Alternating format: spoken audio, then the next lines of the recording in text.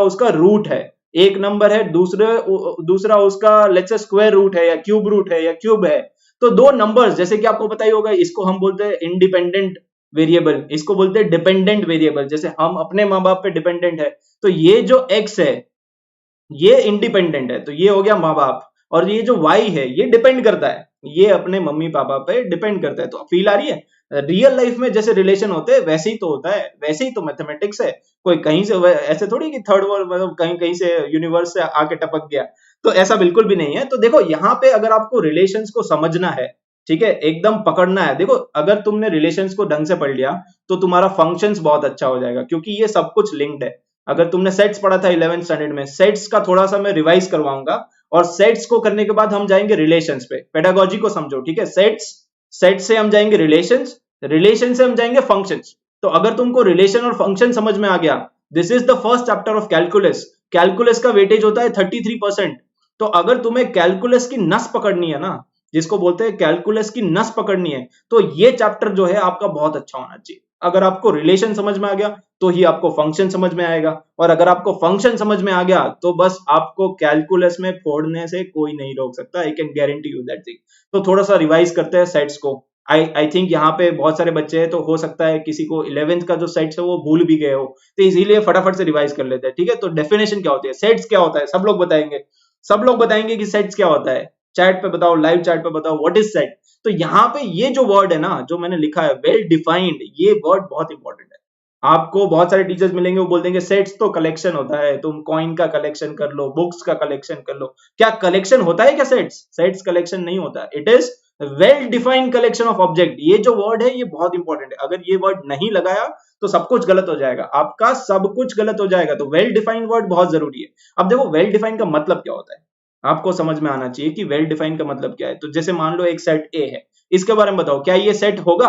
ए जो है, क्या ये सेट होगा या नहीं होगा? सब लोग बताएंगे A is a set or not, A is a set or not, A is not a set. क्योंकि अगर मैं तुम लोगों को पूछूंगा कि what is your favourite cricketer, आपका फेवरेट क्रिकेटर कौन है, तो सबका अलग अलग आंसर आएगा, ठीक है। कोई कह सकता है कि सर विराट कोहली, कोई कह सकता है कि सर रोहित शर्मा, कोई कह सकता है कि सर एम एस धोनी, ठीक है। My personal favourite is M S Dhoni, Virat Kohli also. तो यहाँ पे सबके आंसर्स डिफरेंट डिफरेंट आ सकते हैं, ठीक है।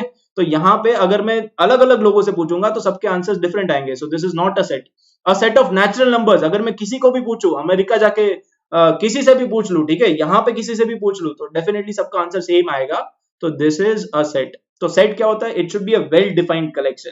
तो अगर तुम डिफरेंट डिफरेंट लोगों को पूछ रहे हो, तो अगर तुम्हारा आंसर सेम निकल के आ रहा है, then it will be a set. क्या ये सी जो है, इसको सोच समझ के बताना, ठीक है। अब क्या ये सी जो है ये सेट है? अगर मैं पूछूं कि what is your favourite actress, तो कोई कह सकता है कि सर, क्या आंसर है बताओ चलो, कि कोई कहता है कि सर दीपिका पादुकोण, कोई कह सकता है नोरा फतेही, ठीक है। अलग अलग ख्याल आने स्टार्ट हो जाएंगे दिमाग में, है ना, फेवरेट एक्ट्रेस, तो अलग अलग ख्याल आने स्टार्ट हो जाएंगे। तो यहाँ पे ये भी सेट नहीं है। ये सेट क्यों नहीं है? क्योंकि ये भी सबके लिए अलग अलग अलग अलग है। तो अगर सबका आंसर अलग अलग आ रहा है तो that is not well defined. Well defined होने के लिए सबका आंसर सेम आना चाहिए। सबको फील आ रही है, सबको समझ में आ रहा है कि सेट्स क्या होते हैं। तो बेसिक डेफिनेशन देखो, बेसिक्स पे फोकस करोगे ना, छोटी चीजों पे फोकस करोगे तो बड़ी बड़ी चीजें अचीव कर लोगे डेफिनेटली, ठीक है। छोटी छोटी छोटी चीजों पे फोकस करो और बड़ी बड़ी चीजें अचीव कर लोगे डेफिनेटली। तो यहाँ पे देखो एक और देखते हैं। तो जैसे मैथमेटिक्स की बात करें, तो मैथमेटिक्स में सेट्स कौन कौन से होते हैं? तो हमारे पास होते हैं set of natural number, set of whole numbers, set of integers, set of rational number, set of real numbers and set of complex numbers. ये सारा हमने पढ़ा था, ठीक है। Set of natural numbers are subset of whole numbers are subset of integers are subset of rational numbers मतलब p by q form where q is not equal to 0 and p and q are integers। याद है ना सबको? चमका नहीं चमका? p and q are integers, q is not equal to 0, तो p by q form, इसको बोलते हैं रैशनल नंबर। रैशनल नंबर का सिंबल है q, ओके। ये क्या है? रैशनल नंबर है। और r क्या है? r is real number. और ये क्या है? Complex number. तो ये सबको समझ में आ गया कि real numbers are subset of complex numbers. तो अगर कोई पूछे कि all real numbers are complex numbers, true और फॉल्स, जल्दी से बताओ। All real numbers are complex numbers, तो real numbers are subset of complex numbers. तो क्या हम बोल सकते हैं कि all real numbers are complex numbers? Yes definitely, all real numbers are complex numbers. But उल्टा नहीं होगा, उल्टा नहीं होगा, ठीक है। All complex numbers are not real numbers, तो उल्टा इज रॉन्ग। अब तुमने कुछ ऑपरेशंस भी पढ़े होंगे जब सेट्स पढ़ा था बचपन में, 11th स्टैंडर्ड में। काफी बचपन था वो, है कि नहीं, 1 साल पुराना। बचपन मतलब पास्ट, हमारी डेफिनेशन थोड़ी अलग है। बचपन में तुमने पढ़ा था कि इंटरसेक्शन क्या होता है, यूनियन क्या होता है, डिफरेंस क्या होता है, कॉम्प्लीमेंट कैसे लिखते हैं, क्रॉस प्रोडक्ट ऑफ दो टू सेट्स। तो ये सब प्री रिक्विजिट है, तो मैं मान के चलूंगा कि ये सब तुम लोगों ने पढ़ा हुआ है ऑलरेडी, ठीक है, पढ़ा था सबने। लेकिन लेकिन लेकिन लेकिन यहाँ पे टेस्ट करना बहुत जरूरी है, तो एक क्विज करते हैं, क्या कहते हो? एक क्विज करते हैं जिसमें तुम लोगों को फटाफट से आंसर बताना है। तो क्विज टाइम, रेडी हो जाओ सब लोग, आपके लिए एक क्विज आएगा based on intersection, union, difference, complement, cross product, ठीक है, सब लोग रेडी है? लेट्स सी किसको कितना आता है, ठीक है, किसमें कितना है दम, आज देखेंगे हम। क्या बात है, क्या बात है, जल्दी बताओ। तो ये एक एग्जांपल लिया, ये यूनिवर्सल सेट है, ये ए है, ये बी है। फर्स्ट क्वेश्चन ये है कि ए इंटरसेक्शन बी क्या आएगा, जल्दी जल्दी लिखते जाओ चैट में। ए इंटरसेक्शन बी, इंटरसेक्शन का मतलब इंटरसेक्शन, यार इतना भी नहीं आता है क्या? कॉमन एलिमेंट्स, कॉमन एलिमेंट्स कौन कौन से है? कॉमन क्या है इसमें? कॉमन है एक तो टू, कॉमन दिख रहा है, दोनों में टू है, दोनों में फोर है, तो 2,4 आ जाएगा, चमका नहीं चमका? यस, 2,4 ए इंटरसेक्शन बी करेंगे, सो दैट विल बी 2,4। अब ए यूनियन बी बताओ, ए यूनियन बी, यूनियन कैसे लेते हैं? बचपन में पढ़ा था यार ये सब। यूनियन कैसे लेते हैं? तो सारे एलिमेंट्स ले लो ए के भी, और सारे एलिमेंट्स ले लो बी के भी, तो जितने भी एलिमेंट्स लिखे ए में सबको लिख दो, 1 2 3 4 5, और यहाँ पे लिखेंगे 2 तो आ गया ऑलरेडी, 4 भी आ गया, तो 6 8 और 10, तो ये आ गया ए यूनियन बी। ठीक है, ए यूनियन बी आ गया, क्या बात है, जिस तरह से तुम आंसर दे रहे हो ना यार, मतलब मैं मोटिवेट हो रहा हूँ। Yes, okay, so A union B आ गया, ए इंटरसेक्शन बी आ गया। ए कॉम्प्लीमेंट कैसे निकालते हैं? अच्छा पहले बताओ ए माइनस बी कैसे निकालते हैं? Difference, difference of two sets, ये सबको आता है, नहीं आता है? डिफरेंस मतलब जो भी सेट ए है ना, ध्यान से सुनना, अगर नहीं आता है तो सेट ए जो है उसमें से तुम ए और बी के जो कॉमन एलिमेंट्स है उसको डिलीट कर दो। तो ए और बी के कॉमन एलिमेंट्स कौन कौन से?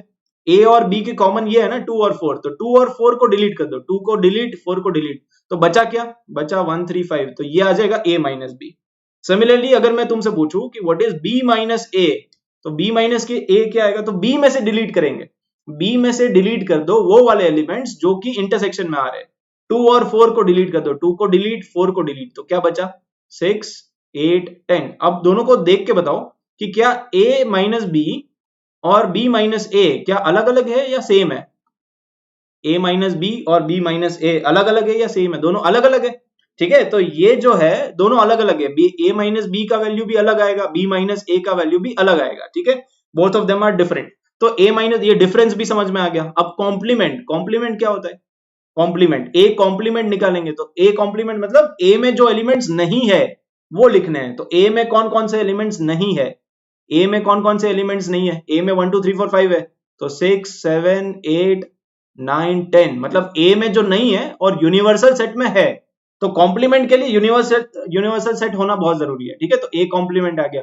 सिमिलरली अगर मैं पूछूं बी कॉम्प्लीमेंट बताओ, तो बी कॉम्प्लीमेंट क्या आएगा? बी कॉम्प्लीमेंट विल बी जो बी में नहीं है, जो बी में नहीं है वो कौन कौन से है? तो 1, फिर 3 आएगा, 2 तो है ऑलरेडी, फिर 5, फिर 7, फिर 9, तो ये बी कॉम्प्लीमेंट आ गया।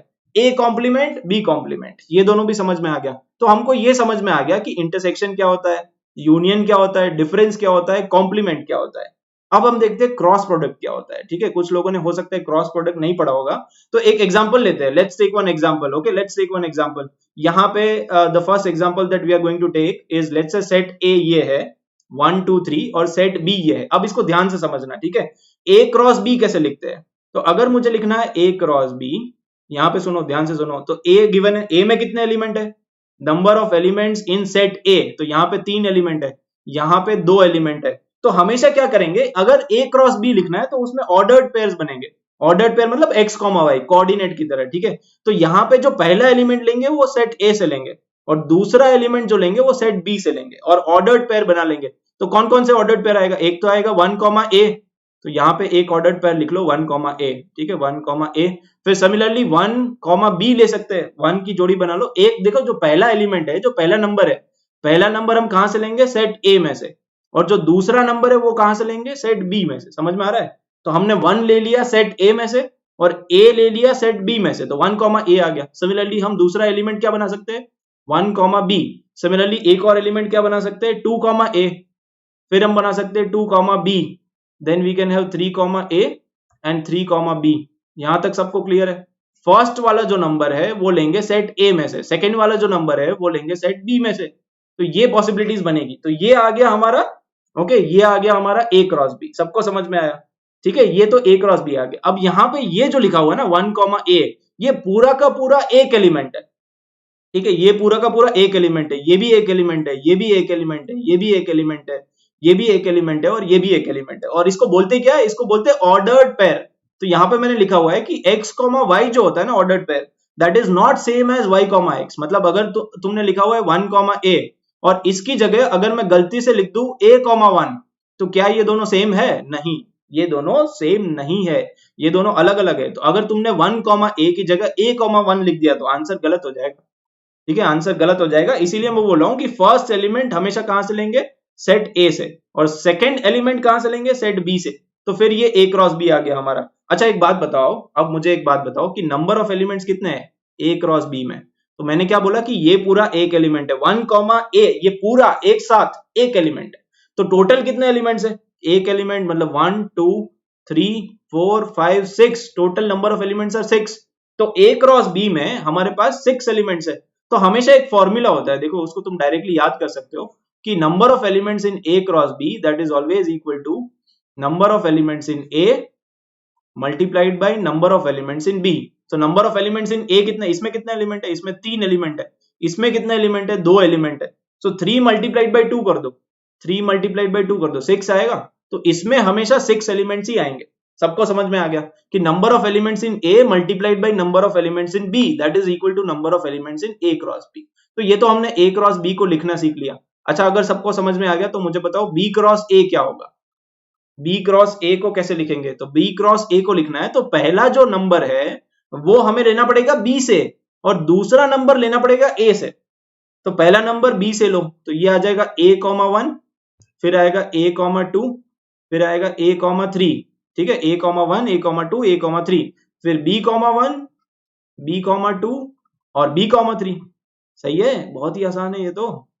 बस पहला एलिमेंट ले लिया बी से और दूसरा एलिमेंट ले लिया ए से। और क्या मैं ये बोल सकता हूं, आप सोच समझ के बताना, सोच समझ के बताओ कि a क्रॉस बी और b क्रॉस a क्या ये दोनों इक्वल है? क्या ये दोनों इक्वल है या नॉट इक्वल है? अगर यहाँ पे तो आ रहा है 1 कॉमा ए, यहाँ पे आ रहा है a कॉमा 1, और मैंने बोला कि ऑर्डर्ड पेयर्स दोनों अलग अलग होते हैं। ठीक है, a comma 1 and 1 comma a they are not the same, they are different. तो ये दोनों नॉट इक्वल है, they both are different. a comma b is a cross b is not the same as b cross a। समझ में आया? a cross b और b cross a दोनों same नहीं है। अब देखो आगे बढ़ते हैं। तो a क्रॉस b सबको समझ में आ गया। इसमें नंबर ऑफ एलिमेंट्स जो आएंगे that is number of elements in a cross number of elements in B, दोनों को मल्टीप्लाई कर देंगे। इसमें 3 है, इसमें 2 है, तो 3 इंटू 2 6, मतलब इसमें 6 एलिमेंट्स आ जाएंगे। अब ध्यान से बताओ अगर मैं ऐसा लिख दूं, ठीक है, अगर मैं ऐसा लिख दूं कि 1 comma A is element of A cross B, क्या ये ट्रू है या फॉल्स है? सोच समझ के बताना। 1 कॉमा ए, ये जो है 1 comma A that is element of A cross B, क्या ये पूरा का पूरा एक एलिमेंट है? सो दिस इज ट्रू, ये सही बात, ये पूरा का पूरा एक एलिमेंट है। अगर मैं ऐसा लिखता हूं कि 1 is element of A cross B, so सही है गलत? 1 is element of A cross B, ये बात सही कि ये ए क्रॉस बी है, ये एक सेट है, क्या इसमें कहीं पे भी 1 है? इसमें 6 एलिमेंट है टोटल। ठीक है, कौन कौन से एलिमेंट है? 1 comma A, 1 comma B, 2 comma A, 2 comma B, but क्या कहीं पे भी 1 है? तो यहाँ पे कहीं पे भी 1 नहीं है, तो ये क्या आएगा? ये फॉल्स आएगा। ठीक है, इसका आंसर आ जाएगा फॉल्स, ये सही नहीं है। अब यहाँ पे एक और बात बताओ, अगर मैं ऐसे लिख देता हूं 1 कॉमा ए, लेकिन मैंने सेट फॉर्म में लिख दिया this is element of A cross B, अब क्या सही है? ऑलमोस्ट ऐसा ही लिखा हुआ है, बस सेट लगा दिया। अगर मैंने सेट लगा दिया तो क्या ये सही है? ट्रू और फॉल्स बताओ, ट्रू और फॉल्स? ये जो है क्या ये एलिमेंट है? अब ये एलिमेंट नहीं होगा, ये फॉल्स हो गया। फॉल्स क्यों हो गया? क्योंकि ये तो एलिमेंट ही नहीं है, ये तो सेट है। सेट है ना, ये तो सबसेट हो जाएगा। अगर मैं ऐसा लिखता हूं 1 कॉमा ए, ओके, और ये सबसेट है ए क्रॉस बी का, तो क्या बात सही होगी? Yes, this is true. तो ये तो सबसेट है ना, क्योंकि ये तो सेट है। How can a set be an element of some other set? Set तो हमेशा दूसरे का सब सेट होगा ना, तभी तो उसका नाम है सब सेट। ठीक है, so this is subset of another set, but ये एलिमेंट नहीं, एलिमेंट ये है, ये सबसेट है। सबको समझ में आ गया यहाँ पे? Okay, so how many elements are there? Total 6 elements are there in A cross B, total 6 elements are there in B cross A also. क्या मैं ये बोल सकता हूं, अगर मैं लिखूं number of elements in A cross B, that is same as number of elements in B cross A. सही है गलत?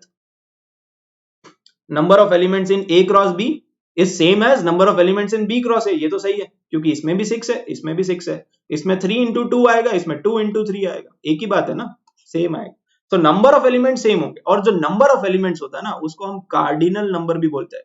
बस एक नाम है जो तुम्हें याद रखना है, क्या बोलते हैं? Cardinal number. कार्डिनल नंबर मतलब नंबर ऑफ एलिमेंट्स। तो अगर मैं तुम्हें पूछूं, लेट्स से अगर मैं तुम्हें पूछूं कि find out the cardinal number of set ए, तो क्या आंसर दोगे? Find out the cardinal number of set ए। चमक चमक जाना चाहिए एकदम। कार्डिनल नंबर मतलब नंबर ऑफ एलिमेंट्स। ए में कितने हैं नंबर ऑफ एलिमेंट्स? ए में पूछा है, ए क्रॉस बी में थोड़ी पूछा है। ए में कितने हैं? 3 एलिमेंट। सिमिलरली अगर मैं पूछूं कि what is the cardinal number of A cross B, तो आंसर क्या आएगा? तो आंसर आएगा 6। समझ में आ रहा है सबको? अगर मैं ऐसा बोलूं, लेट्स से मैं ऐसा लिख दूं 1 इज एलिमेंट ऑफ ए, क्या ये सही है? इसी एग्जांपल में देखो 1 इज एलिमेंट ऑफ ए, तो 1 इज एलिमेंट ऑफ ए, ये बात सही है, एकदम सही है। ठीक है, अगर मैं लिखूं 1 इज एलिमेंट ऑफ बी, तो क्या ये सही होगा? यहाँ पे नहीं, यहाँ पे तो ए और बी है, तो ये सही नहीं होगा, दिस इज फॉल्स। तो आई होप सब लोगों को सब कुछ समझ में आ गया कि यहाँ पे एलिमेंट किसको कहते हैं और सबसेट किसको कहते हैं। एलिमेंट और सबसेट दोनों अलग अलग बातें हैं, तो इसको मिक्सअप मत कर देना। ठीक है, यहाँ पे जो हमारे बेसिक कॉन्सेप्ट है वो एकदम क्लियर हो जाने चाहिए, एकदम ही क्लियर हो जाने चाहिए। अब बात करते हैं, आगे बढ़ते हैं। ठीक है, धीरे धीरे तुमको समझ में आ जाएगा। अभी तक हमने डिफाइन किया ए क्रॉस बी, ए क्रॉस बी से हम डिफाइन करेंगे कि रिलेशंस क्या होते हैं। तो अभी धीरे धीरे रिलेशंस पे आ रहा हूँ, धीरे धीरे भी नहीं, फटाफट आ रहा हूं। अभी देखना, अभी फटाफट से इस स्लाइड के बाद तुम्हें रिलेशन समझ में आ जाएंगे 1 मिनट में। तो पहले एक बात बताओ, अगर मैं एक सेट ले लेता हूं, ठीक है, मैंने एक सेट ले लिया ए, उसमें मैंने डाल दिया 1 और 2, इसके कितने सबसेट बना सकता हूं? क्या मुझे कोई बता सकता है कि इसके नंबर ऑफ सबसेट कितने बनेंगे और कौन कौन से सबसेट्स आएंगे? लेट से मैं इसके सारे सबसेट लिख देता हूं। ठीक है, एक बार तो लिख ही देता हूं कि सबसेट्स अगर मुझे लिखने हैं तो एक बार केवल 1 ले लो, एक बार केवल 2 ले लो, एक बार 1 और 2 दोनों ले लो, और एक बार कुछ मत लो, एम्प्टी सेट। तो टोटल नंबर ऑफ सबसेट्स कितने हैं? टोटल नंबर ऑफ सबसेट्स है 4। और इस केस में कितने आएंगे? मान लो ये ले लिया मैंने सेट ए, तो इसके कितने सबसेट है? एक बार लिखो सारे के सारे। तो एक तो आएगा केवल 1, एक आएगा केवल 2, एक आएगा केवल 3। फिर तुम ये भी लिख सकते हो 1,2, दो दो एलिमेंट ले लो, 2,3 और 1,3, ये भी आ गया। एक ले लो पूरा का पूरा सेट, पूरा सेट भी तो ले सकते हैं, सबसेट, ये सब पढ़ा हुआ है, सबसेट। और एक आएगा एम्प्टी सेट। तो टोटल कितने हैं? टोटल हमारे पास है 8। सबको दिख गया? टोटल हमारे पास है 8। तो फॉर्मूला क्या बन गया? देखो इसमें नंबर ऑफ एलिमेंट्स कितने हैं? नंबर ऑफ एलिमेंट्स 2 है, तो 2 की पावर n होता है। नंबर ऑफ सबसेट्स का फॉर्मूला अगर तुम्हें पता होगा, so that is 2 power n, 2 power the number of elements. तो इसमें कितने नंबर ऑफ एलिमेंट्स है? इसमें 2 एलिमेंट है, तभी तो हमारा 2 पावर 2 के बराबर आया। चमका नहीं चमका? इसमें फॉर्मूला होता है 2 power n, n is the number of elements. तो a में कितने एलिमेंट है? a में 2 एलिमेंट है, तो इसलिए नंबर ऑफ सबसेट्स कितने आएंगे? 4 आएंगे। इसमें कितने एलिमेंट है? 3 एलिमेंट है, तो नंबर ऑफ सबसेट कितने आएंगे? 8 आएंगे। वो कौन से 8 है? ये वाले। चमका नहीं चमका? 8 सबसेट है। कौन कौन से 8 है? ये वाले। तो समझ में आ गया सबको? नंबर ऑफ सबसेट, अगर कोई भी मैं तुम्हें सेट दे दूं, तो क्या तुम नंबर ऑफ सबसेट बता दोगे? अगर मान लो एक सेट दे दिया मैंने ए, उसको मैंने कर दिया 1 2 3 4, अब बताओ नंबर ऑफ सबसेट कितने आएंगे? तो अगर मैं बात करता हूं नंबर ऑफ सबसेट की, नंबर ऑफ सबसेट, तो formula is 2 power the number of elements. तो 2 पावर 4 हो जाएगा, 16 आ जाएगा, बस सिंपल। 2 पावर n, अपने को पता चल गया कि number of subset 2 power n। अब ध्यान से देखो, ये भी तो एक सेट है, सबको दिख रहा है? a क्रॉस b जो है, ये भी तो एक सेट है, तो इसके कितने सबसेट्स बनेंगे? यार a क्रॉस b जो है, ये भी तो एक सेट है, तो इसके कितने सबसेट्स बनेंगे? क्या कोई बता सकता है कि number of subsets, number of subsets of a cross b कितने आएंगे? नंबर ऑफ, तो इसमें 2 पावर नंबर ऑफ एलिमेंट्स। यार इसमें कितने एलिमेंट है? इसमें 6 एलिमेंट है। इसमें a 1 कॉमा a पूरा एक एलिमेंट है, समझ रहे हो? ये एक एलिमेंट, 2 3 4 5 और 6, यहाँ पे बीच में कॉमा आएगा। ठीक है, तो 6 एलिमेंट है। 2 पावर 6, 2 पावर 6 मतलब कितना? 64। इसके कितने सबसेट बनेंगे? 64 सबसेट बनेंगे। सबको फील आ रही है? इसके अगर मैं सबसेट लिखने बैठूं तो कितने आएंगे? 64 आएंगे। लेट्स से अब देखो 64 तो मैं नहीं लिख सकता हूं, इतना भी वेला नहीं हूं, तो कुछ लिख लेते हैं। ठीक है, 64 तो हम नहीं लिखेंगे, ऑब्वियस सी बात है यार। ठीक है, तो यहाँ पे कुछ कुछ सबसेट्स लिख लेते हैं। लेट्स से मैं एक सबसेट लिख देता हूँ, 1 कॉमा a को ले लो, फिर 2 कॉमा a को ले लो, और 3 कॉमा a को ले लो। ठीक है, ये तीनों को ले लिया, तो ये एक सबसेट बन गया, ये एक सबसेट है। उनमें से एक और सबसेट, एक सबसेट होगा 1 कॉमा a, केवल एक ही एलिमेंट लो, ये भी एक सबसेट है। ठीक है, ये भी एक सबसेट है। एक और सबसेट लिख लो, लेट्स से मैं लेता हूं 1 A और 2 B, ये भी एक सबसेट है। ऐसे कितने सबसेट आएंगे? ऐसे अगर हम करते जाएंगे कैलकुलेट, तो टोटल नंबर ऑफ सबसेट्स कितने आएंगे? 64 आएंगे। सबको ये बात क्लियर हो रही है?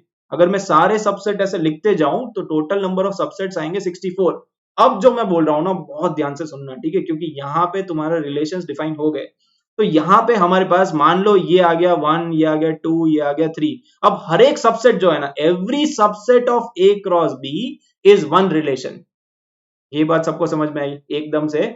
अगर तुम कोई भी एक सबसेट ले लो, A क्रॉस B का कोई भी एक सबसेट ले लो, that will be one relation. Every subset of A cross B is one relation. तो ये एक रिलेशन है, R1 बोल दो। ये भी एक रिलेशन है, R2 बोल दो। ये भी एक रिलेशन है, R3 बोल दो। तो ऐसे कितने रिलेशन बनेंगे? ऐसे कितने रिलेशन बनेंगे? 64 रिलेशन बनेंगे। सबको समझ में आ रहा है भाई? जितने सबसेट होंगे उतने रिलेशन बनेंगे। कितने सबसेट होंगे? 64 सबसेट। तो कितने रिलेशन बनेंगे? 64 रिलेशन बनेंगे। Every subset of A cross B is one relation. सबको समझ में आ रहा है? Every subset of A cross B will be one relation. अब देखो यार, ये रिलेशन क्या होता है उसके बारे में अभी बात करते हैं, बट अभी के लिए तुमको इतना समझ में आ गया कि रिलेशन क्या होता है। It is nothing but subset of A cross B। अगर मैंने दो सेट ले लिए, ठीक है, तो यहां पे देखो और आगे पढ़ते हैं। तो रिलेशंस, तो what is relations? Relations are nothing but it is a subset of A cross B।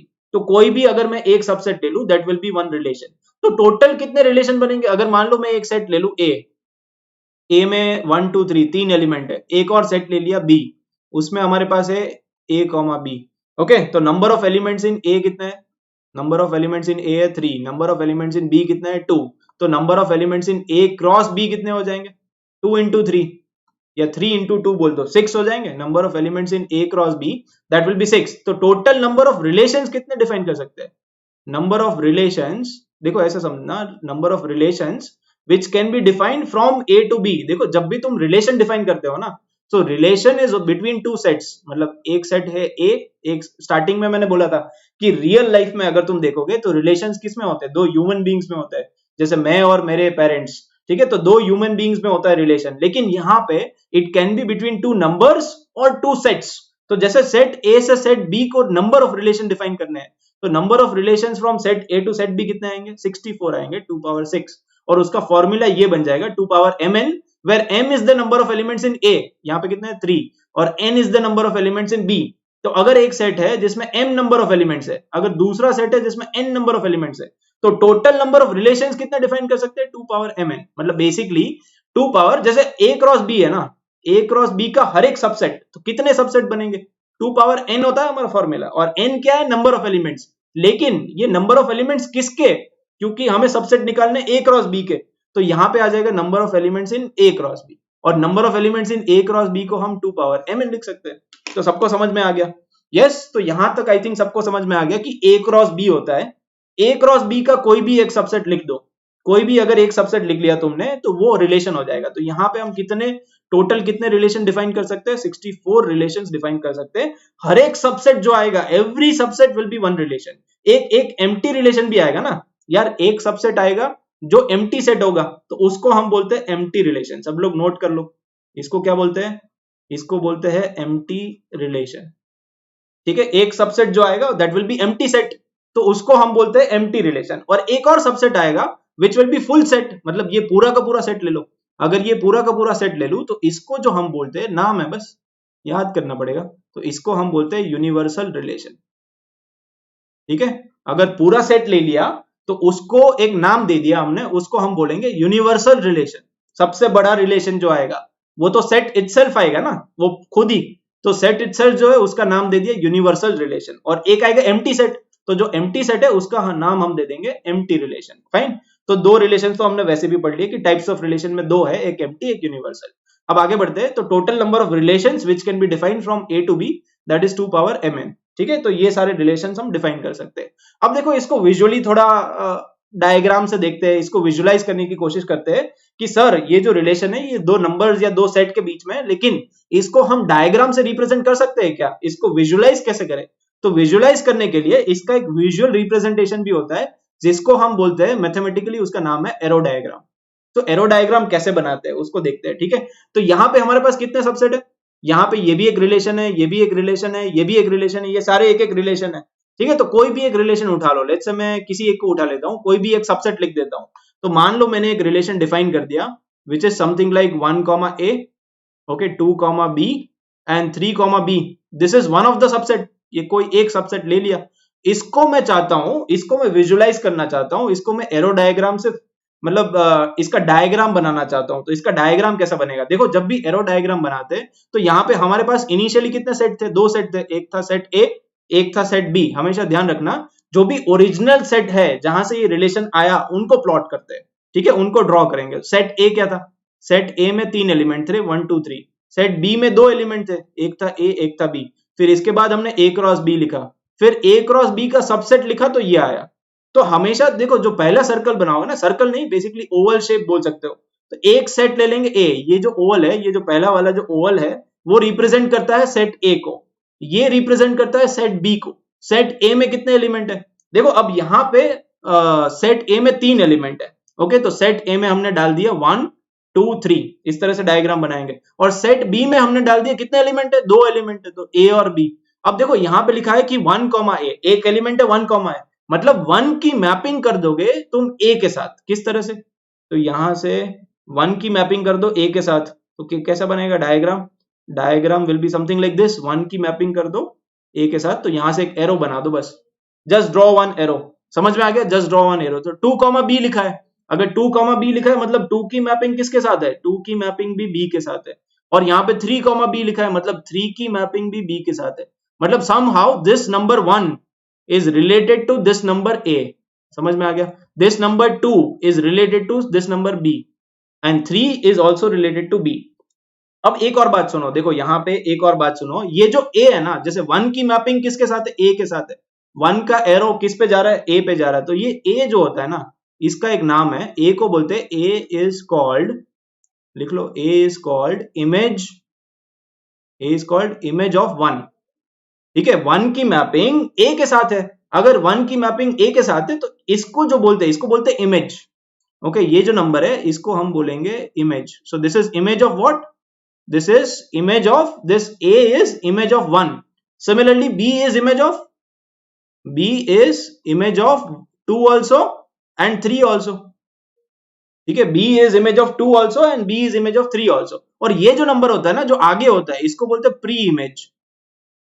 इसी को अगर मैं उल्टा लिखूंगा तो 1 को क्या बोलेंगे, जैसे 1 इज कॉल्ड, तो 1 इज कॉल्ड प्री इमेज, इसका नाम क्या है, इसका नाम है प्री इमेज। जो पहले वाले सेट में होता है ना वो होता है प्री इमेज, जो फर्स्ट वाले सेट में होता है that is pre image. So 1 is called pre image of A, ये समझ आया सबको, 1 is called pre image of A. Similarly 2 is called pre image of B and 3 is called pre image of B, same thing, 3 is also pre image of B. समझ में आ गया सबको। तो यहाँ पे A is called image of 1, B is called image of 2, B is also called image of 3 and 1 is called, 1 क्या है, प्री इमेज है किसकी, A की, 2 क्या है, प्री इमेज है किसकी, B की, और 3 क्या है, वो भी प्री इमेज है किसकी, B की। सबको समझ में आ गया कि इमेज क्या होता है और प्री इमेज क्या होता है, ठीक है। So this 2 are image and this 2 are pre image, or sorry this 3 are pre image, ये तीनों क्या है, प्री इमेज। तो जो फर्स्ट सेट में होता है जहां से एरो चालू हो रहा है दैट इज प्री इमेज, और जहां पे एरो खत्म हो रहा है that is image. I hope all of you are getting, okay. तो यहां तक सबको क्लियर है। तो देखो हमने रिलेशंस को डिफाइन किया, व्हाट आर रिलेशंस, अगेन एक बार रिलेशंस को डिफाइन किया, relations are nothing but subset of A cross B. कितने रिलेशन डिफाइन कर सकते हैं, 2 पावर mn, जितने भी नंबर ऑफ एलिमेंट्स है ए क्रॉस बी में, अगर ए क्रॉस बी में m into n number of elements है तो 2 पावर m इंटू n उतने रिलेशन डिफाइन कर सकते हैं। हर एक रिलेशन के लिए क्या हम एरो डायग्राम बना सकते हैं, बिल्कुल बना सकते हैं, हर एक रिलेशन के लिए एरो डायग्राम बना सकते हैं, फाइन। अगर मान लो मैं एक और रिलेशन ले लूं यहाँ पे, ठीक है, तो अच्छा पहले एक और काम करते हैं, let's take a relation which is something like this, okay. Relation is 1 comma A और 2 कॉमा बी, केवल इतना ही लिया मैंने, 1 कॉमा ए और 2 कॉमा बी। तो इसका एरो डायग्राम कैसे बनेगा, कोई बना सकता है, 1 कॉमा ए और 2 कॉमा बी। अब यहाँ पे ध्यान रखना, एक सेट बनेगा ए, एक सेट बनेगा बी। अब ए में देखो 1 की मैपिंग ए के साथ है, 2 की मैपिंग बी के साथ है, 3 की तो कोई मैपिंग ही नहीं है, ओके। तो यहाँ पे 3 की कोई मैपिंग नहीं है, तो भी हम 3 को यहाँ पे जरूर डालेंगे, ठीक है। ए जो सेट है, ए सेट ए, यहाँ पे जो फर्स्ट वाला सेट है दैट इज ए। तो यहाँ पे सेट ए के अंदर कितने एलिमेंट है, 3 एलिमेंट है। अब 3 के 3 एलिमेंट की मैपिंग हो चाहे ना हो, उनको डालना जरूर है, तो यहाँ पे 1 भी आएगा, 2 भी आएगा, 3 भी आएगा। और सिमिलरली बी में कितने एलिमेंट है? बी में 2 एलिमेंट है, तो बी में एक एलिमेंट है ए, एक एलिमेंट है बी। ठीक है, ये रिलेशन है हमारा, ये जो रिलेशन है ना, इसका डायग्राम बना रहा हूं। तो 1 की मैपिंग किसके साथ है? 1 की मैपिंग है ए के साथ। और 2 की मैपिंग किसके साथ है? 2 की मैपिंग है बी के साथ। 3 की कोई मैपिंग ही नहीं है, मतलब 3 की कोई गर्लफ्रेंड ही नहीं है, ऐसा समझ सकते हो। रियल लाइफ में अगर इसको कंपेयर करेंगे तो 3 की कोई गर्लफ्रेंड नहीं है। 1 की गर्लफ्रेंड ए है, 2 की गर्लफ्रेंड बी है, 3 की कोई गर्लफ्रेंड नहीं है। समझ में आ गया सबको? तो यहाँ पे सबको आई थिंक समझ में आ रहा है। ठीक है, एक और एग्जांपल लेते हैं। लेट्स से फॉर एग्जांपल कहाँ पे लेंगे, चलो आगे बढ़ते हैं। एक ये वाला बताता हूं पहले, ठीक है। सो रिलेशंस इन रियल लाइफ, देखो यहाँ पे तुम ध्यान से सोचो, ये जो एरो है, मैं यहाँ पे कोई भी एक सबसेट ले सकता हूँ, we can take any one subset. तो लेट्स से मैंने यहाँ पे ये भी एक सबसेट है, ये भी एक सबसेट है, ये भी एक सबसेट है, सारे के सारे एक सबसेट है। तो 1 की मैपिंग अगर तुम ध्यान से देखोगे तो 1 की मैपिंग ए के साथ भी हो सकती है, 1 की मैपिंग बी के साथ भी हो सकती है, और 1 की मैपिंग किसी के साथ भी हो सकती है ना। This arrow can go from anywhere, it can start from anywhere and it can and anywhere. समझ में आया सबको? It can start anywhere, it can and anywhere. तो यहाँ पे देखो रियल लाइफ में कैसे रिलेशंस होते हैं। तो आई थिंक ये स्लाइड देख के तुम लोगों को समझ में आ जाएगा कि लाइफ में जो रियल लाइफ में जो रिलेशंस होते हैं दैट आर क्वाइट कॉम्प्लिकेटेड। ठीक है, तो एक लड़की है, मान लो एक बंदी है दीपिका पादुकोण, ठीक है, तो शी माइट बी, अगर इसकी बात करें तो she might be the wife of Ranveer. Ranveer की वाइफ है, रणवीर के लिए क्या है? वाइफ। रणबीर कपूर के लिए क्या है? एक्स। और हो सकता है कि ये किसी की डॉटर भी हो, जैसे ये किसी भी, मतलब एक लड़की है, वो किसी की एक्स भी हो सकती है, किसी की वाइफ भी हो सकती है, किसी के लिए डॉटर भी हो सकती है, और इन फ्यूचर किसी के लिए मदर भी हो सकती है। तो एक ही इंसान, मतलब one human being is having multiple relations, understood? किसी के लिए एक्स हो सकती है, किसी के लिए वाइफ हो सकती है, किसी के लिए मदर हो सकती है, किसी के लिए डॉटर भी हो सकती है। तो रियल लाइफ में जो रिलेशंस है, इसमें एरो कहीं से भी चालू हो सकता है और कहीं पे भी खत्म हो सकता है। ठीक है, तो रिलेशंस कैसे होते हैं रियल लाइफ में? Arrow can start from anywhere and it can and anywhere. तो यहाँ पे अगर मान लो 3 एलिमेंट है और अगर यहाँ पे 2 एलिमेंट है, तो 1 की मैपिंग ए के साथ भी हो सकती है, बी के साथ भी हो सकती है। सिमिलरली 2 की मैपिंग ए के साथ भी हो सकती है, बी के साथ भी हो सकती है। 3 की मैपिंग ए के साथ भी हो सकती है, बी के साथ भी हो सकती है। तो रिलेशंस में जो एरोज होते हैं, मैं यहाँ पे बस इतना ही समझाना चाह रहा हूँ कि जो एरोज होते हैं रिलेशंस में, it can start from anywhere and it can go anywhere. ये सबको समझ में आ गया? यस, रिलेशंस में जो एरो होते हैं, it can start from anywhere and it can go anywhere. ठीक है, तो यहाँ पे रियल लाइफ में जैसे रिलेशंस होते हैं ना, एक ही इंसान मल्टीपल रिलेशंस निभा रहा है, उसी तरह से रियल, मतलब मैथमेटिक्स में जो रिलेशंस है वो भी उसी तरह से है कि वन जो है, one can be related to A also, one can be related to B also, 2 can be related to A also, 2 can be related to B also, 3 can be related to A also, 3 can be related to B also। तो ये slide देख के तो I think सबको relation समझ में आ ही गए होंगे। जैसे मान लो हमने एक और रिलेशन ले लिया, यहाँ पे एग्जांपल, जैसे A है 1 2 3, अब आई थिंक सब कुछ समझ में आ जाएगा तुमको, और B है ABC, 2 सेट ले लिए। ठीक है, अब इसका एरो डायग्राम बनाओ सब लोग, मैं कह रहा हूं इसका एरो डायग्राम बनाओ। अच्छा, इस केस में बताओ, अगर मैं A क्रॉस B लिखता हूं तो कितने एलिमेंट्स आएंगे इसमें? A क्रॉस B में कितने एलिमेंट्स आएंगे पहले तो ये बताओ। A क्रॉस B में कितने, मतलब पहला जो नंबर है वो A से लेंगे, दूसरा जो नंबर है वो B से लेंगे, तो इसमें आएगा 1 A, फिर आएगा 1 B, फिर आएगा 1 C भी आएगा, फिर सिमिलरली 2 A, 2 B, 2 C, सबको चमका। सिमिलरली 3 A, 3 B और 3 C। तो कितने नंबर ऑफ एलिमेंट्स कितने हैं यहाँ पे? What are the number of elements in A cross B? Number of elements आ जाएंगे, इसमें नंबर ऑफ एलिमेंट्स है 3, इसमें भी नंबर ऑफ एलिमेंट्स है 3। तो number of elements in A cross B will be equal to number of elements in A multiplied by number of elements in B। और यहां से भी तुमको दिख रहा है कि 1 2 3 4 5 6 7 8 9, 9 एलिमेंट्स है।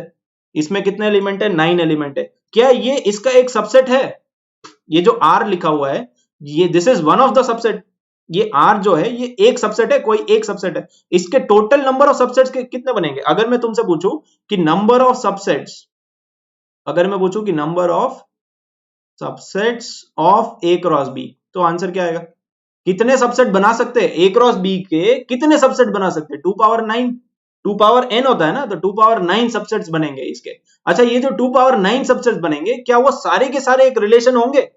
मतलब how many relations we can define, number of relations number of relations that we can define from A to B. इसको लिखने का तरीका ऐसा होता है, A arrow B. So number of relations that we can define from A to B, that will also be 2 power 9। उसमें से कोई एक रिलेशन ले लिया मैंने, उसका एरो डायग्राम पूछ लिया, तो इसका एरो डायग्राम बनाओ। कैसे बनाएंगे? देखो, अब जब भी तुम एरो डायग्राम बनाते हो तो 2 सर्कल बनाओगे, हमेशा याद रखना। कितने सर्कल बनाएंगे? 2, एक और यहाँ पे 2। जो पहला सर्कल होगा it will represent set A, जो दूसरा सर्कल होगा it will represent set B. अब यहाँ पे 1 की मैपिंग ए के साथ है, 2 की मैपिंग बी के साथ है, 3 की कोई मैपिंग ही नहीं है, मतलब 3 की कोई गर्लफ्रेंड ही नहीं है, बेचारा सिंगल रह गया। ठीक है, तो अगर 3 की कोई मैपिंग नहीं है तो क्या 3 को यहाँ पे सेट में डालेंगे? यस, 3 को भी सेट में। जब भी तुम सर्कल बना रहे हो ना, जब भी तुम ये सर्कल बना रहे हो तो उसमें जितने भी एलिमेंट है ए में, सबको रिप्रेजेंट करना पड़ेगा। ए में कितने एलिमेंट है? 3 एलिमेंट है, तो यहाँ पे 1 भी आएगा, 2 भी आएगा, 3 आएगा। हालांकि ये बात अलग है कि 3 की कोई मैपिंग नहीं आएगी। समझ में आ रहा है? तो डायग्राम देख के ही तुमको समझ में आना चाहिए कि 3 सिंगल है।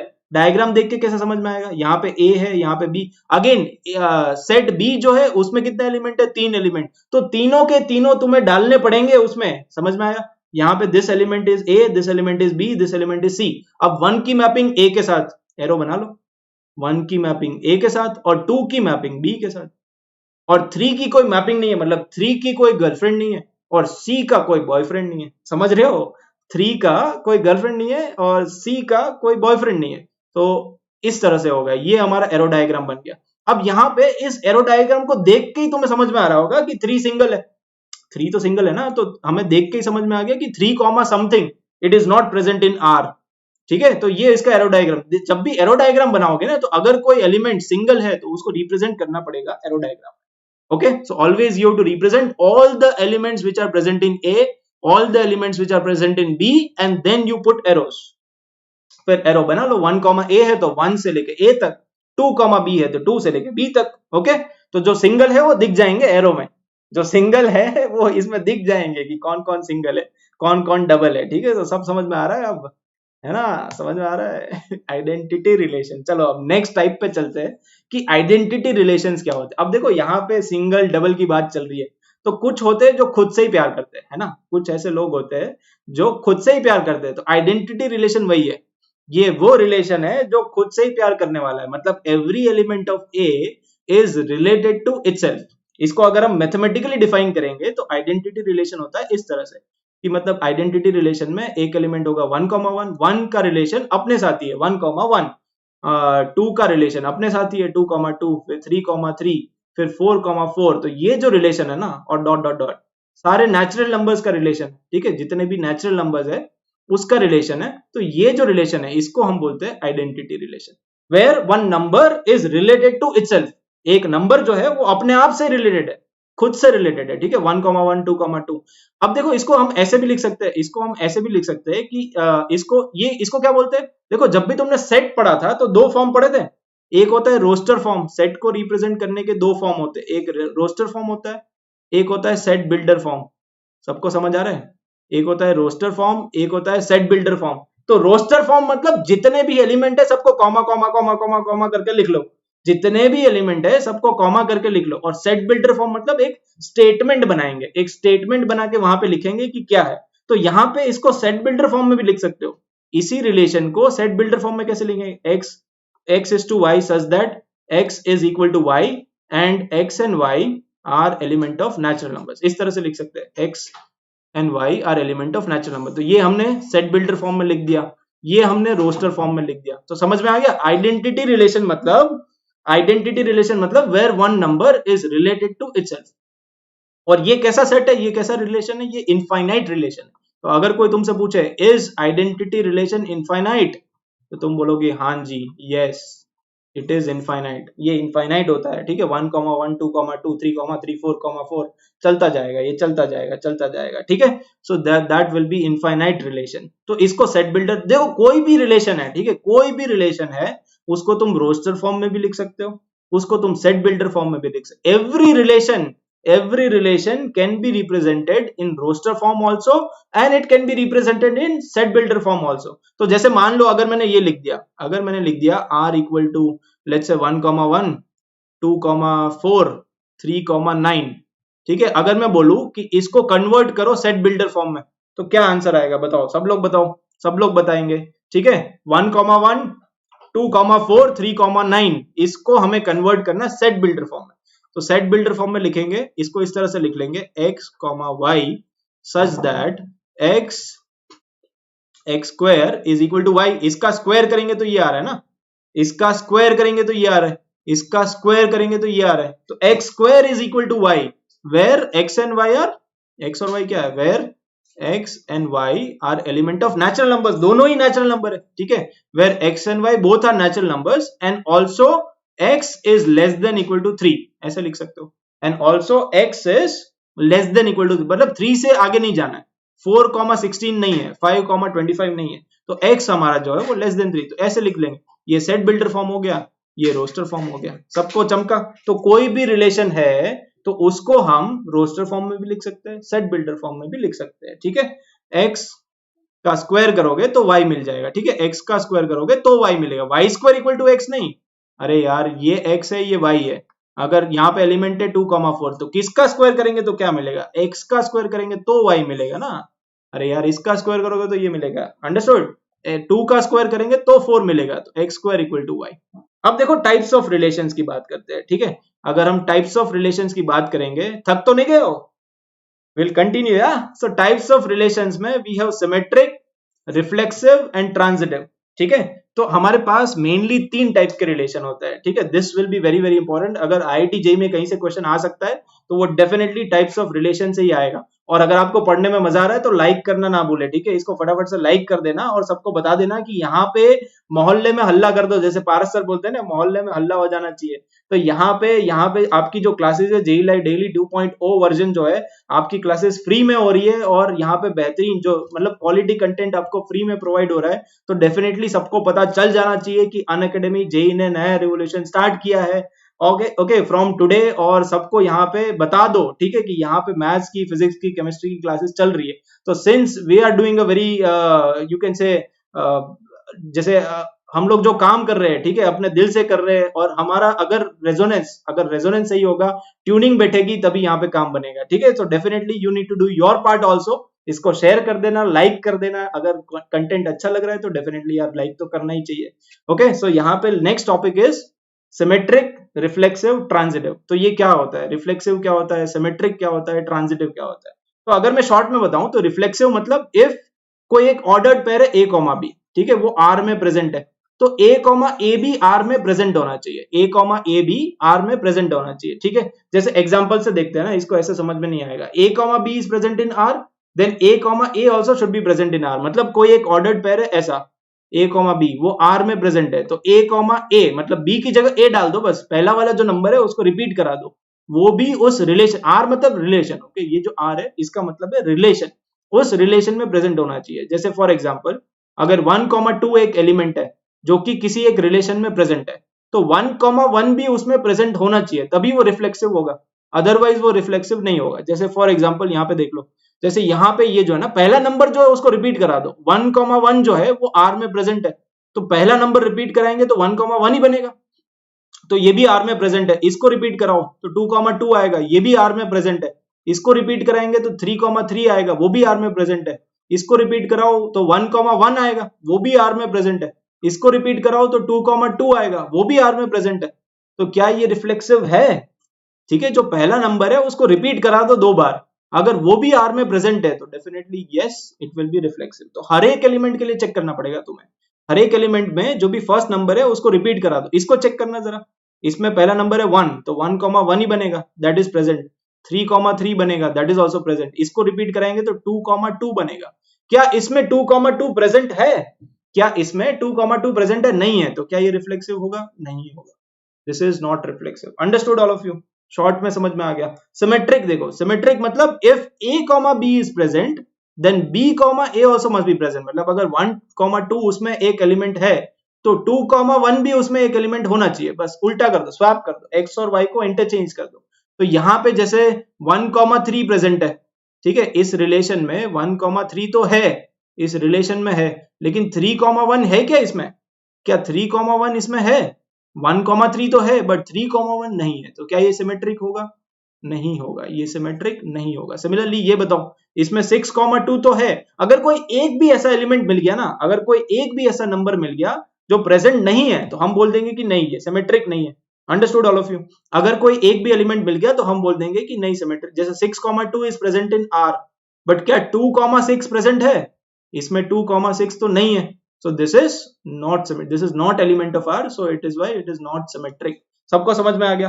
हर एक एलिमेंट के लिए चेक कर लेंगे, तो अगर 6,2 है तो 2,6 को भी होना चाहिए था, बट सिंस इट इज नहीं है तो हम बोल देंगे कि no it is not symmetric. Understood? Similarly transitive, transitive थोड़ा अटपटा सा है, तो इसको ध्यान से सुनना तभी समझ में आएगा, ठीक है? So if a, b is element of R and b, c is also element of R, then a, c also should be element of R। मतलब अगर ध्यान से सुनो, अगर 1,2 जो है वो R में प्रेजेंट है और 2,4 जो है वो भी R में प्रेजेंट है, 1,2 भी प्रेजेंट है, तो यहां पे ये नंबर सेम होना चाहिए। यहां पे भी 2 है, यहां पे भी 2 है, यहां पे देख रहे हो ना B, और यहां पे भी B। अगर 1,2 तो दूसरा जो ऑर्डर्ड पेयर है वो भी 2 से चालू होना चाहिए। 2,4 तो ये जो 1,4 है वो भी R में प्रेजेंट होना चाहिए। अगर ये R में प्रेजेंट नहीं होगा तो it will not be transitive. जैसे इसको चेक करते हैं। अब अगेन मैं बोल रहा हूं तुम्हें हर एक ऑर्डर्ड पेयर के लिए चेक करना पड़ेगा, ठीक है? हर एक पॉसिबिलिटी को चेक करना पड़ेगा। तो इसको मैं हटा रहा हूं, ठीक है, फॉर टाइम बीइंग। यहां पे पहला ऑर्डर्ड पेयर है 1,1, तो 1,1 तो क्या कोई ऐसा ऑर्डर्ड पेयर है जो 1 से चालू हो रहा है? क्योंकि ये 1 से खत्म हो रहा है ना। अगर ये 1 से खत्म हो रहा है तो एक ऐसा ऑर्डर्ड पेयर होना चाहिए जो 1 से चालू हो रहा है। तो 1,1 की पेयरिंग हम कर सकते हैं 1,3 के साथ, क्योंकि ये a, b और b, c फील आ गई, a, b और ये वही नंबर है, ये दोनों सेम होने चाहिए, ये दोनों सेम होने चाहिए 1, 1। तो अगर मैं इन दोनों को ग्रुप बना लूं, इन दोनों का एक पेयर बना लूं, तो 1,3 भी प्रेजेंट होना चाहिए। a, c कर दो ना, फर्स्ट और लास्ट a, c। क्या 1,3 प्रेजेंट है? यस, समझ में आया? तो 1,1 की पेयरिंग केवल इसके साथ ही बनेगी। अब दूसरा वाला एलिमेंट लो, दूसरा एलिमेंट कौन सा है? 2,2, इसकी पेयरिंग किसके साथ बनेगी? इसकी पेयरिंग बन सकती है ऐसे एलिमेंट के साथ जो 2 से चालू होगा। तो 2 से चालू होने वाला कौन सा? एक ही है, 2,1 है। तो हमने देख लिया इसकी पेयरिंग बन सकती है 2,1 के साथ। सिमिलरली 3,3 की पेयरिंग किसके साथ बन सकती है? क्या कोई ऐसा एलिमेंट है जो 3 से चालू हो रहा है? कोई भी, इसकी पेयरिंग नहीं बन सकती। तो जिसकी पेयरिंग नहीं बन सकती उसकी बात नहीं करेंगे, उसको छोड़ दो। जिसकी पेयरिंग ही नहीं बन रही है उसको छोड़ दो। अब अगला एलिमेंट लो 1,3, 1,3 की पेयरिंग हो सकती है किसी के साथ?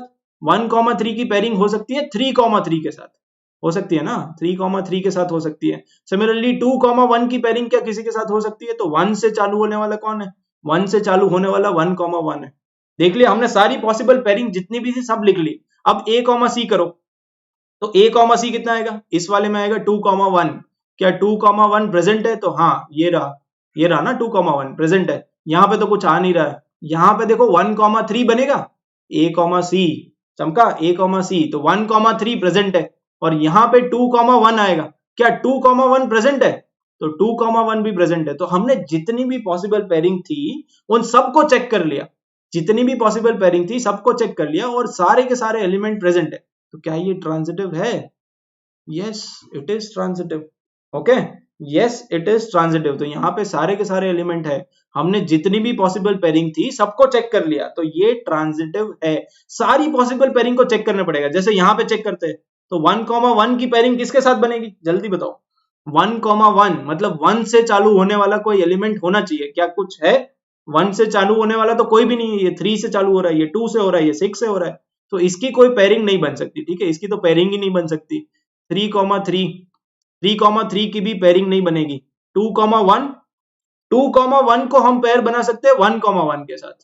ठीक है, 1,1 के साथ बना सकते हैं। तो यहां पे आ जाएगा 2,1, 2,1 इज प्रेजेंट। सिमिलरली 6,2 की पेयरिंग, 6,2 को हम क्लब कर सकते हैं 2,1 के साथ। तो यहां पे बनेगा 6,1। क्या ये प्रेजेंट है? 6,1 बन रहा है ना, देखो 6,2 और 2,1 ये दोनों सेम है। तो a, c ले लो, 6,1 ये प्रेजेंट नहीं है। तो अगर तुम्हें एक भी ऐसा नंबर मिल गया ना, अगर तुम्हें एक भी ऐसा नंबर मिल गया जो प्रेजेंट नहीं है, तो तुम बोल दोगे कि ट्रांजिटिव नहीं है। अगर तुमने डायरेक्टली भी ऑब्जर्व कर लिया, ठीक है, ये सब राम कहानी करने की जरूरत नहीं है। अगर तुमने डायरेक्टली ऑब्जर्व कर लिया कि यार एक नंबर तो 6,2 है, एक नंबर तो 2,1 है, तो 6,1 होना चाहिए, डायरेक्टली ऑब्जर्व कर लो तो भी सही है। अगर तुम्हें एक भी ऐसा ऑर्डर्ड पेयर मिल गया, 6,1 मिल गया, जो कि इसमें नहीं है, तो तुम बोल दोगे कि नहीं, ये ट्रांजिटिव नहीं है। ठीक है, एक और चीज मैं यहाँ पे समझा देता हूँ, last thing, okay, last thing that is, अगर मान लो आर ऐसा है, ध्यान से सुनना, अब ये बहुत इंपॉर्टेंट है, अगर 2,3 ले लिया और 4,5 ले लिया, क्या ये ट्रांजिटिव है? मेरा क्वेश्चन है, देखो इसको ध्यान से समझना, क्या ये ट्रांजिटिव है? So my question is this transitive or not? Okay, this is transitive or not. तो यहाँ पे 2,3 की पेयरिंग हो सकती है किसी के साथ? तो कोई ऐसा एलिमेंट है ही नहीं जो 3 से चालू हो रहा है, ऐसा कोई एलिमेंट है ही नहीं जो 3 से चालू हो रहा है। और 4,5 तो है, लेकिन 5 से चालू होने वाला कोई एलिमेंट है ही नहीं, तो इसमें कोई पेयरिंग पॉसिबल ही नहीं है। No pairing is possible. तो अगर पेयरिंग पॉसिबल नहीं है, कोई भी पेयर नहीं बन रहा है, तो ट्रांजिटिव होगा या नहीं होगा? तो उस केस में क्या बताएंगे, बोलो? उस केस में बेसिक डेफिनेशन से जाएंगे। तो यहाँ पे बेसिक डेफिनेशन से अगर जाएंगे, तो बेसिक डेफिनेशन को एक बार ध्यान से पढ़ो। देखो, अगर तुम्हारे बेसिक्स, मैंने क्या बोला था, अगर तुम छोटी छोटी चीजों पे फोकस करोगे, if you are obsessed about small things, then definitely you will achieve big things in life. ठीक है, तो छोटी छोटी बातों के लिए बहुत ही एकदम तुम्हें ऑब्सेस्ड रहना पड़ेगा। तो यहाँ पे लिखा है कि if A comma B is present in R and B comma C is also present in R, then A comma C must be present. मतलब अगर ये प्रेजेंट है, ये प्रेजेंट है, तो इसको प्रेजेंट होना पड़ेगा। लेकिन अगर ये दोनों प्रेजेंट ही नहीं है, तो हमारी गलती थोड़ी ना है। समझ में आया? अगर ए कॉमा बी और बी कॉमा सी उसमें प्रेजेंट ही नहीं है, तो हमारी गलती थोड़ी है। वो तो ये कह रहा है, डेफिनेशन ये कह रहा है कि अगर ए कॉमा बी है, बी कॉमा सी भी है, तो ए कॉमा सी होना चाहिए for it to be transitive. लेकिन अगर ए कॉमा बी और बी कॉमा सी है ही नहीं, तो हमारी गलती नहीं है, automatically it will be transitive. तो इसका आंसर आएगा यस। अगर कोई पेयरिंग नहीं है, तो तुम नोट कर लो एक पॉइंट कि if there is no pairing possible, then automatically it will be transitive. By default it will be transitive. Understood all of you? अगर पेयरिंग नहीं है, तो by default it will be transitive, क्योंकि if a comma b is present, b comma c is present, then a comma c should be present. but अगर कोई pairing नहीं है, तो automatically it becomes transitive. Okay, एक example देख लेते हैं फटाफट। ठीक है, इसको अब आई थिंक टाइम ऑलरेडी हो गया है, तो एक इंटरेस्टिंग एग्जांपल है। ठीक है, तो आई प्रॉमिस यू कि this I give you 2 examples. ठीक है, already time is up, but I give you 2 examples because इस क्लास का मजा तभी आएगा। ठीक है, तो if you are still having that energy, तो ये क्वेश्चंस करके बताओ। चलो क्वेश्चंस करके बताओ, आज मुझे समझ में आ जाएगा कि यार एक्चुअली तुम लोगों को क्लास समझ में आई कि नहीं। तो ये जो ऑप्शंस है, ये मैंने इस तरह से बनाए कि तुम्हें बताना है रिफ्लेक्सिव है या नहीं, सिमेट्रिक है या नहीं, और ट्रांजिटिव है या नहीं, और सबका जवाब देना है यस या नो में। ओके, तो सबका जवाब होगा मतलब yes no no, no no yes, yes yes yes. क्या जवाब है बताओ? ये बहुत अच्छा क्वेश्चन है, इसलिए मैंने पहले इसको करवाया। ठीक है, कि हमारे पास एक रिलेशन गिवन है। ये जो रिलेशन है, रियल लाइफ में तुम रियल लाइफ एग्जांपल्स करोगे तो मजा आएगा, पढ़ने में मजा आएगा। समझ में आ गया तो बस छोड़ दोगे फिर। तो ए इज ब्रदर ऑफ बी, ये सेट बिल्डर फॉर्म में गिवन है। ठीक है, तो देखो रिफ्लेक्सिव चेक करने का सिंपल मेथड क्या होता है, देखो हमेशा याद रखना, अगर तुम्हें रिफ्लेक्सिव चेक करना है, तो बी की जगह बस ए डाल दो, बी को रिप्लेस कर दो ए से। यही तो डेफिनेशन होता है। ठीक है, तो यही तो डेफिनेशन है कि if A comma B is present in R, then A comma A should also be present in R. मतलब बी की जगह ए डाल दिया ना। तो इसी स्टेटमेंट को ऐसे पढ़ो कि if A is brother of, if A is brother of B, so can I say that A is brother of A? क्या ये सही होगा? मैंने बी की जगह ए, बस बी की जगह ए डाल दो बस। A is brother of, sorry, A is brother of A, क्या ये सही है? ट्रू और फॉल्स? सिंपली इतना बताओ, ट्रू और फॉल्स। ए इज ब्रदर मतलब तुम खुद के भाई हो क्या? नहीं, सो दिस इज फॉल्स ना, तो रिफ्लेक्सिव नहीं है। ओके, रिफ्लेक्सिव का आंसर आएगा नो। सिमेट्रिक का क्या आंसर आएगा? If A is brother of B, तो क्या B will be brother of A? True और फॉल्स? इफ ए इज, इसको सोच समझ के करना, यहां पे जब भी मैं ये क्वेश्चन पूछता हूं, तो हमेशा करेक्ट आंसर आता है लड़कियों से। तो लड़कियों बताओ, यहाँ पे लड़कियों का आंसर सही आएगा, जो लड़के उनका गलत ही आएगा। ये डेफिनेटली यहाँ पे लड़कियों को ज्यादा समझ में आएगा। क्यों? या if A is brother of B, okay, if A is brother of B, तो can I say that B is brother of A? नहीं, क्योंकि बी सिस्टर भी तो हो सकती है। A is brother of some girl, so B will be the sister of A, तो ये तो फॉल्स हो गया ना। तो सिमेट्रिक है? नहीं है, ध्यान से करना पड़ेगा तुम्हें। ठीक है, समझ में आया? क्योंकि बी जो है वो सिस्टर भी हो सकती है। सिमिलरली लास्ट पार्ट ट्रांजिटिव है या नहीं, तो ट्रांजिटिव के लिए ऐसे चेक करेंगे कि A is brother of B and B is brother of C, so can I say that, then can I say that A will be the brother of C? ये ट्रू है या false है? ये true है या false है? क्या answer आएगा? यहाँ पे ए इज ब्रदर ऑफ बी, मतलब ये मेल है, लड़का है, ठीक है। यहाँ पे बोल रहा है कि बी इज ब्रदर ऑफ सी, तो बी भी तो ब्रदर है ना, मतलब बी भी लड़का है, बी लड़का है, ए लड़का है, इतना समझ में आ गया। तो यहाँ पे बी भी लड़का है, तो अब हम बोल रहे हैं कि A is the brother of सी, तो सी कुछ भी हो सकता है ना, सी कैन बी लड़का या लड़की, मेल और फीमेल, लेकिन ए तो लड़का ही है ना, तो can we say that A is the brother of C? Definitely yes, बोल सकते हैं, ठीक है। सो इट इज ट्रांजिटिव, तो इसका आंसर आएगा एन एन वाई।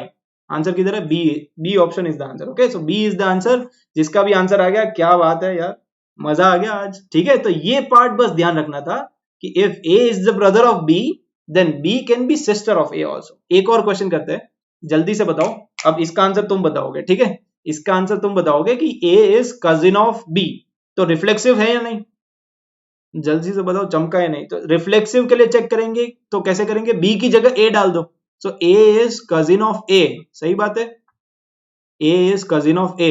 क्या खुद का तुम कजिन हो सकते हो? A is cousin of A, ये तो गलत है, no it is not reflexive, symmetric, transitive, गलत बात है, नो। फिर सिमेट्रिक चेक करो, सिमेट्रिक कैसे चेक करेंगे?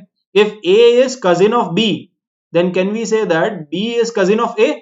इसमें तो मेल फीमेल कुछ नहीं है, ठीक है, अब इसमें ब्रदर सिस्टर वाला कुछ हिसाब नहीं है, तो कजिन बोला ना, कजिन मतलब लड़का लड़की कुछ भी हो सकता है, तो if A is cousin of B, can we say that B is cousin of A? Yes, तो सिमेट्रिक है। Okay, this is symmetric. Transitive के लिए सोच समझ के बोलना, अब बस समझ में आ जाएगा कि तुम लोग कितना रिलेशंस को जानते हो, ठीक है। अगर तुम्हारी अभी तक गर्लफ्रेंड नहीं बनी तो वो इसीलिए नहीं बनी होगी क्योंकि तुम इसका आंसर गलत दे सकते हो, तो ध्यान से रिलेशंस को समझो। If A is cousin of B and B is cousin of C, then can we say that A will be cousin of C? सोच समझ के बताना, A is cousin of B and B is cousin of C, then can we say that A is cousin of C? Yes, सब लोग बोल रहे yes yes yes, सब लोग बोल रहे यस, कुछ लोग बोल रहे ई, अच्छा नो बोल रहे। ओके, यहाँ पे आंसर आएगा नो। क्यों? क्योंकि मान लो ये जो बी है ना वो तुम हो, ठीक है, ये जो बी है वो तुम हो, और ए जो है वो तुम्हारा कजिन है ना, ए इज कजिन ऑफ बी, मतलब ए मान लो तुम्हारे चाचा का लड़का है, ओके, एक चाचा का लड़का है, चाचा का लड़का, ठीक है, ए जो है वो तुम्हारे चाचा का लड़का है, B is you, so A is cousin of B, again यहाँ पे बी इज यू, और सी जो है वो मामा का लड़का है, मामा का लड़का, मतलब तुम्हारा कजिन दोनों तरफ हो सकता है ना, मम्मी साइड या पापा साइड, मम्मी साइड भी तो कजिन होते हैं और पापा साइड भी कजिन होते हैं, ठीक है, तो समझ रहे हो ना। तो चाचा का लड़का है और एक तुम्हारे मामा का लड़का है, तो क्या ये दोनों आपस में कजिन होंगे? यार मेरे जो चाचा का लड़का है वो मेरे मामा के लड़के को जानता तक नहीं है, तो यहाँ पे डेफिनेटली इसका आंसर आएगा नो, ठीक है। हमारा जो चाचा का लड़का है वो मामा के लड़के को थोड़ी जानता है, तो आंसर आता है नो। तो इसको सोच समझ के करना चाहिए था, N Y N is the final answer. Okay, अब यहाँ पे जो रिमेनिंग क्वेश्चन है उसको भी ट्राई करना, काफी अच्छे अच्छे क्वेश्चन है, so this will be your homework question and this is very good question, इसको ट्राई करके जरूर इसको कमेंट करके बताना कि इसका आंसर क्या आ रहा है, ठीक है। सो इसको डेफिनेटली आई होप आप लोग